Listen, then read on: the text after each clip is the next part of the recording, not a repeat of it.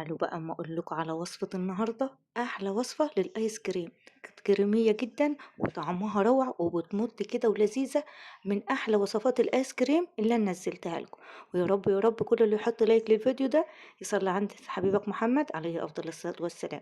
معايا هنا 3 كوبايات من الحليب، نفس المج اللي هتعايري بيه، هو عليهم معلقة كبيرة من النشا، ربع كوباية من السكر، باكو من الكريم كراميل. ونقلبهم كلهم كده ونرفعوا الحل على النار، ونفضل مستمرين في التقليب لحد ما يتماسك معانا ويبدأ يعمل فقاقيع كده أو يبقلل معانا زي ما هوريكم كده. تمام.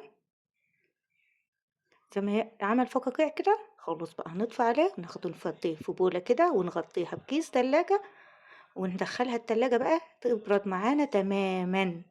هنا معايا كوبايتين من اللبن أو الحليب، عليهم 3 معالق من السكر أو معلقتين على حسب ذوقك في السكر. تمام، السكر ده على حسب الرغبة. عليهم كوباية ونص من كريم شانتيه الخام، ونفضل نقلبهم كده. طبيعي جدا ان اللبن يكون مسلك زي ما انت شفتوه معايا كده. لو ما عندكيش حليب استخدموا ميه عادي، بس الحليب بيدي دسامة ومطة وكريمة جدا، ما بيخليش الايس كريم يبقى فيه كريستالات تلج.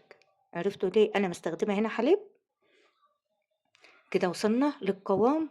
الكريمة تعمل كده معانا منقار، خلاص نسيبها بقى. نجيب بقى الكريم كراميل، خليط الكريم كراميل اللي احنا عملناه يكون برد ويكون طالع من التلاجة ساقع، اهم حاجة عشان ما تبوظش معاك الوصفة. لو حطيتيه هو لسه في دافي كده او اي حاجة هيسيح معاك الكريمة والوصفة بتاعتك هتبوظ. تمام. هننزله هو ساقع كده ونكمل ضرب لحد ما يبقى معانا قوام كريمي جدا، ما عادش فيه اي تكتلات خالص. هننزل هنا بمعلقتين عسل كلوكوز، البديل بتاعهم معلقتين عسل نحل او معلقتين شربات تقيل جدا، عشان ده اللي هيدي معاكم مطة الايس كريم. عسل الكلوكوز او العسل النحل او المعلقتين الشيرة او الشربات التقيل بتدي معاكم مطة للايس كريم. تمام. هنقسم بقى الخليط بتاعنا اللي احنا عملناه ده لتلات اجزاء. دي بقى احنا كده عملنا القاعدة للايس كريم، اي اطعم بقى انت حابة تضيفها ضيفيها. تمام. هنا اول جزء ضفت له معلقتين قشطة من المعلبة عشان نعمل ايس كريم بطعم القشطة. احنا عملنا مع بعض ايس كريم بطعم الفانيليا كتير، فالنهارده هنعمله بطعم القشطة. فاكرين طعم الايس كريم اللي كنا بنشتريه واحنا اطفال بطعم القشطة؟ هو ده بقى نفس الطعم. هنعينها بقى على جنب ونجيب الجزء التاني هنضيف عليه معلقة كاكاو خام. وهنا كان عندي قطعة من الشوكولاتة دوبتها بمعلقة زيت ومعلقتين من المية، يعني عملت جناش اقتصادي كده وضفتهم بعد ما بردت طبعا على الكريمة عشان تدي معانا تدي لون وطعم الشوكولاتة. ان لو زودنا الكاكاو الخام بيقلب معانا بمرارة، خلي بالنا لو عندك كاكاو في سكر هيبقى ممتاز للوصفة. تمام. ما بنزودش في الكاكاو الخام عشان بيقلب معانا بمرارة في اي وصفات الايس كريم. هنا بقى كده خلصنا طعم الشوكولاتة. لو حابة تزودي كمان زودي جناش شوكولاتة، او زي ما قلت لكم الكاكاو المحلى هيبقى معاكي حلو قوي، هيدي معاكي لون. هنا بقى زينتي كده ب- بقطع من الشوكولاتة. تمام. الطعم التالت معايا هنا نص كيلو من المانجا المفرزة، كانت مجمدة، يعني عندي مفرزة في الفريزر، طلعتها كده وههرسها بالهاند بلندر بدون إضافة مية. إن لو ضفتوا مية هتعمل معايا كريستالات تلج في الآيس كريم. تمام. فأنا عايز الآيس كريم بتاعي ناعم وكريم. لو انت هتستخدموها في الخلاط تسيبها تفك شوية وبعدين افرميها، ما تفرمهاش وهي لسه طالعة من التلاجة كده من الفريزر زي بالهاند بلندر. الهاند بلندر بيساعد انها تتفرم معايا. هضيف بقى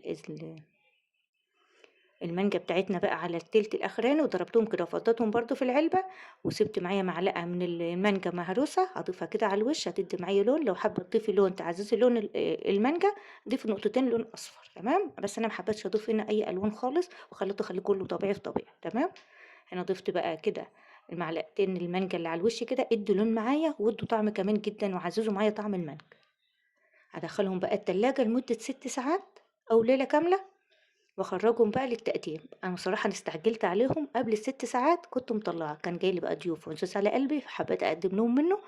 هنا بقى شكل الشيبس كده على ايس كريم الشوكولاته والمانجا وايس كريم الطعم القشطه، كانوا الاتنين خرافه. شايفين الشوكولاته اللي كان لسه سايح شويه كله كان يتماسك، بس لسه بتاع الشوكولاته اللي كان لسه ما تماسكش قوي. تمام. هنا بقى عملت بولة وقدمتها لهم، وهاعمل كمان بولة وحطيت لهم زينت لهم عليها بالكيس الكراميل اللي إحنا حُشناه من كريم كراميل، تمام، عِنّاه كده وزيّنّا بيه الآيس كريم، يعني استفدنا باكل كريم كراميل كُلّه، شايفين؟ ما فيش بقى تسلم إيدِك يا مرمر، وصفتنا النهارده تستاهل كام من 10؟ اكتبوا لي بقى في التعليقات تستاهل كام من 10، ومتابعة للصفحة عشان يوصلِك كل جديد، والسلام عليكم ورحمة الله وبركاته.